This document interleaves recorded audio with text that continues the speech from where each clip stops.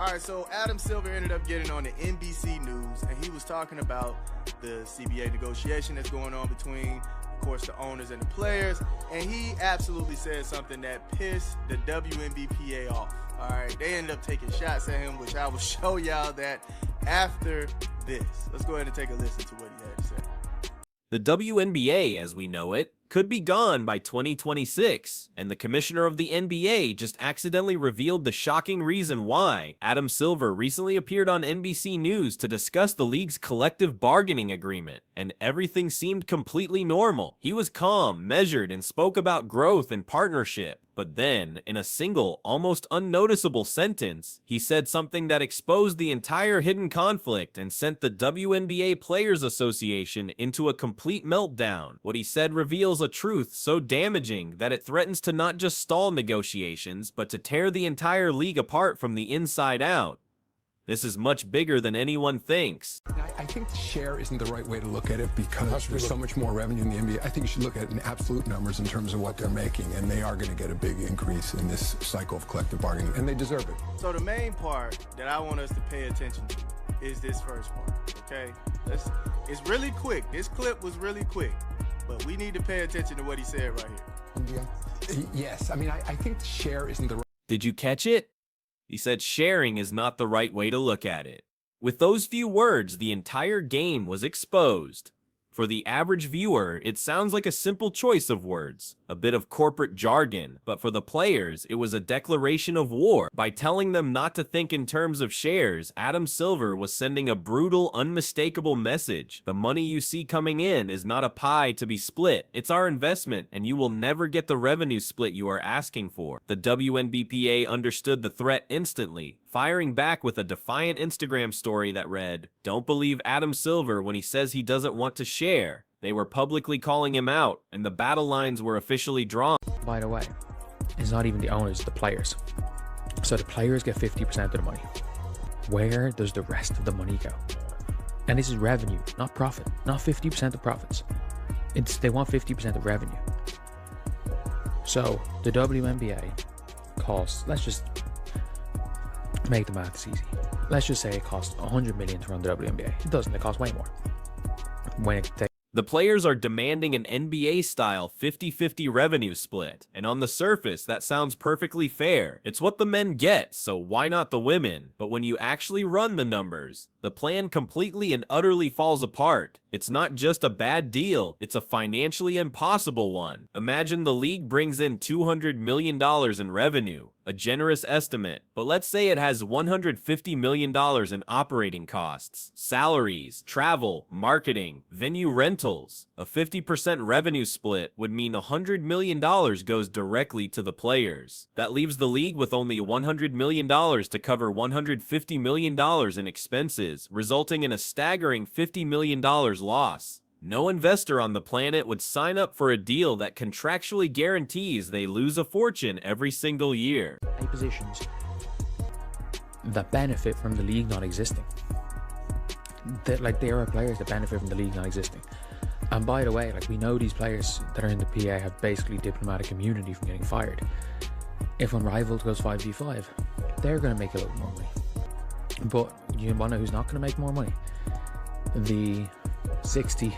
This financial black hole is made infinitely worse by a secret most fans don't know. The WNBA's ownership is a tangled, chaotic mess. This isn't like the NBA where teams own the league. The WNBA is a complex network where the NBA itself is a major financial backer, effectively subsidizing the entire operation to keep it alive. Then you have third-party investors who have bought stakes in the league as a whole, not in individual teams. And finally, you have the team owners, who are essentially minority stakeholders within their own league. So when players demand 50% of the revenue, they aren't just asking one person for a bigger slice of the pie. They are asking three separate powerful groups, the NBA, outside investors, and team owners, to all agree to lose more money simultaneously. It's a structural nightmare. Closer to what he said here. We got to dial in right here. He's speaking really fast. Let's listen to this next part. I think you should look at it in absolute numbers in terms of what they're making, and I think you should look at absolute numbers in terms of what they're making, because this could be a big increase, right? We don't see in their proposal. the max going from 200,000 to 850,000. That's a big increase. That's a big increase, right? The minimum being This is where the WNBPA's public strategy begins to look incredibly self-destructive, while facing the most important financial negotiation in the league's history. Their leadership has been embroiled in petty public relations battles. They clumsily handled the narrative around Caitlin Clark, calling for investigations into on-court incidents that made them look weak, and were forced to delete social media posts after intense public backlash. They even leaked their own awards early, seemingly out of spite. This projects an image of chaos and emotional decision-making, not strategic strength. It's a display of unprofessionalism that is costing them leverage at the negotiating table, making them appear disorganized and easy to dismiss. I believe that we are seeing this type of thing. And look, I think the players should make a lot more money. I think apparently somebody like who knows the WNBA finance really well is like, even if the players got 80% of their merch, and they got like a percentage of ticket revenue, which they actually get none of right now, but it's like, even if you give them 80% of their merch, apparently the total still goes to about only just over $1 million, and they're not. But the union's questionable strategy may hide a much darker truth. Some have suggested the WNBPA isn't just disorganized, it's fighting itself. The players driving the hardest bargain are the league's superstars, the one-percenters who have the most financial security. A shocking theory has emerged that some of these top players actually stand to benefit if the WNBA collapses. With new high-paying leagues like unrivaled soaring ownership stakes and massive salaries, a small group of elites could get much richer in a post-WNBA world. But who gets left behind? The 60 or 70 players on minimum contracts, the role players, the veterans hanging on, they would lose everything. The psyche of this negotiation darkens when you realize the people at the top may not be fighting for everyone at the bottom. y'all don't even own half of what's coming into your league. So that 9% might have to stay there the way that he's talking, because of how they're falling short already on making enough money to pay for how much the league costs to run, right?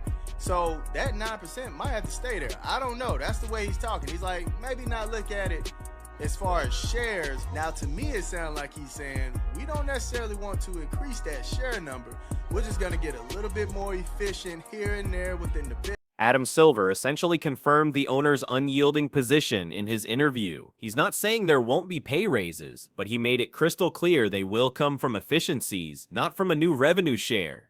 Efficiencies is just a clean corporate word for painful cost cutting. This raises a disturbing question that no one in the mainstream media is asking. Was last season's notoriously awful refereeing a direct result of these budget cuts? Were they already slashing expenses behind the scenes just to afford the current player salaries, even before these new, much larger demands? It suggests the league is already stretched to its absolute financial limit, and the players are asking for something that simply doesn't exist. Where if the revenue split happens, it is essentially a guarantee the owners lose money, and there's no scenario where that's ever going to happen.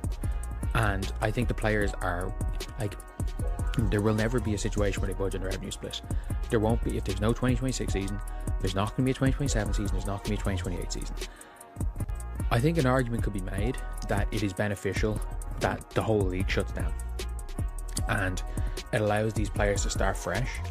The players are rejecting a fixed salary cap because they want their pay tied directly to the league's revenue. But this would unleash a nightmare scenario that would shatter the very foundation of the league. If the salary cap changes widely each year based on ticket sales and fluctuating TV ratings, no team could plan for the future. General managers wouldn't be able to build rosters. More importantly, players would refuse to sign long-term deals, opting for risky one-year contracts to try and cash in on a good revenue year. The entire league would become a chaotic free-for-all, with no stability for teams, players, or fans. This kind of systemic instability would likely kill the league faster than any failed negotiation.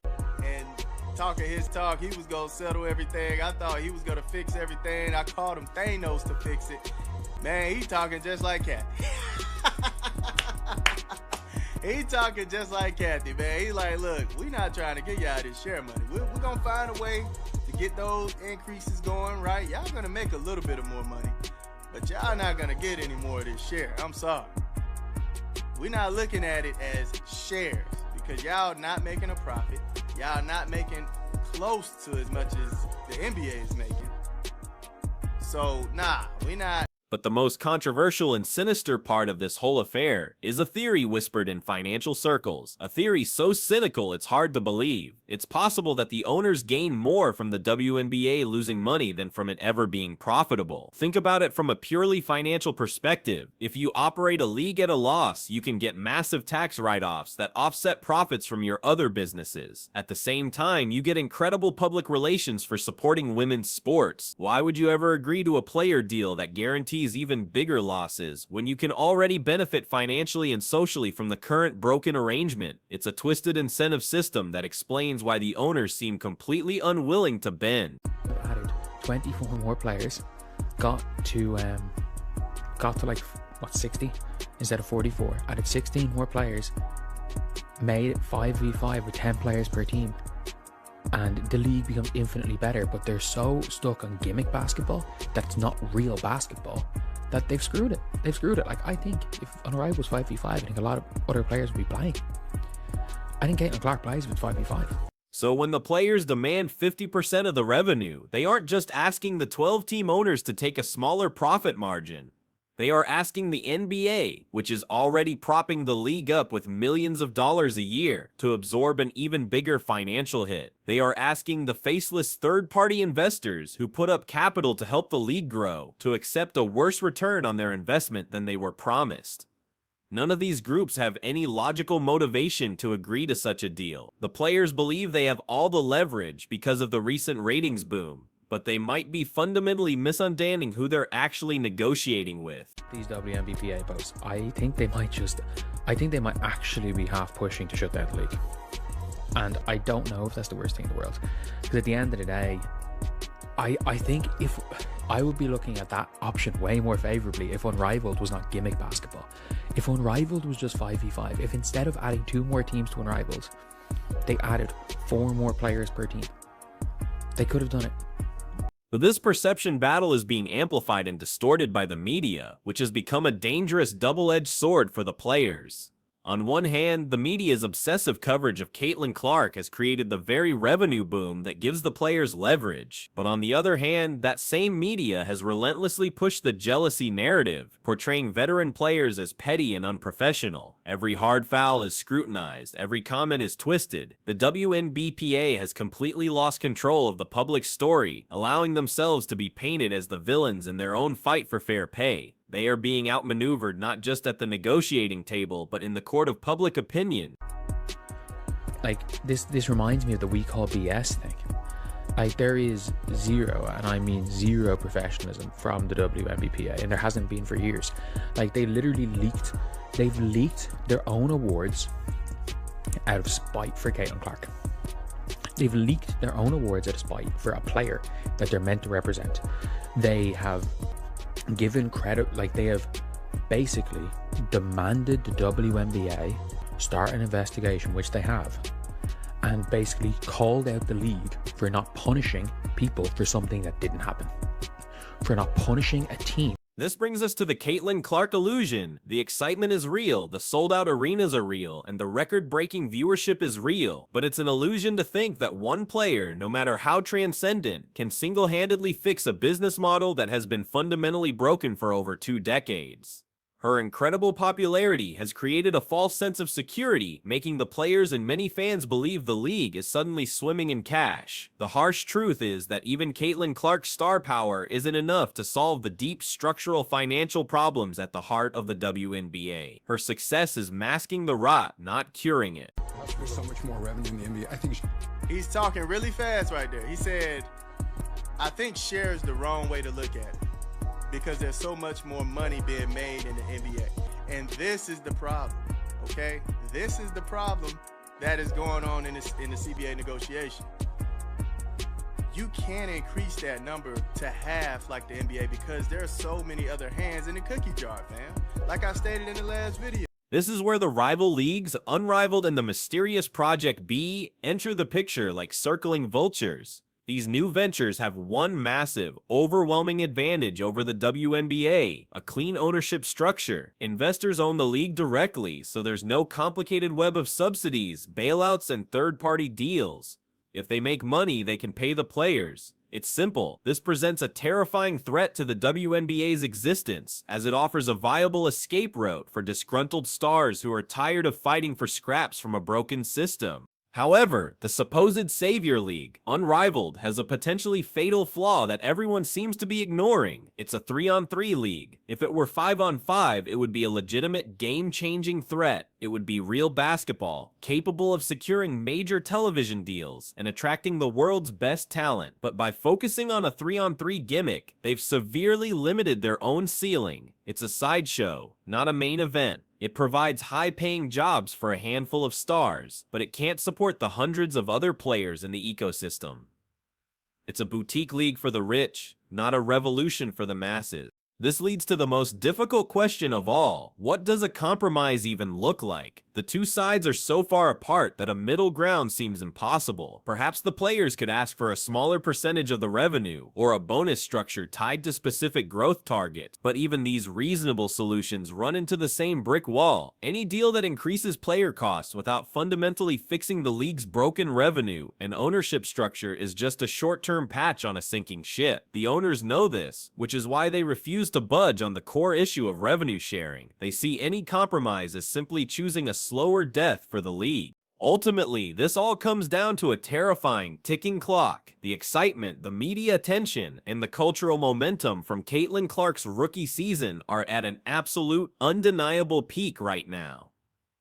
This is the highest point the league will likely ever reach. If these negotiations collapse and a lockout cancels the 2026 season, all of that energy, all of that progress will be gone forever. You can't just pause a cultural movement like this and expect it to be there when you come back a year later. This is their one and only chance, and they are on the verge of letting it slip through their fingers. This is the fundamental disconnect that could doom the entire league. The final tragic act of this corporate drama. While the owners are huddled in boardrooms with their lawyers and accountants, analyzing spreadsheets, tax codes, and long-term business models, the players' union is on Instagram. They are posting emotional stories, clapping back at the commissioner, and fighting their battles in the public eye. They are operating on two completely different wavelengths. It has become a battle of cold, hard tactics versus raw, public emotion. And in a high-stakes negotiation where billions of dollars and the future of a sport are on the line, the side that lets feelings dictate its strategy is the side that is almost certain to lose everything.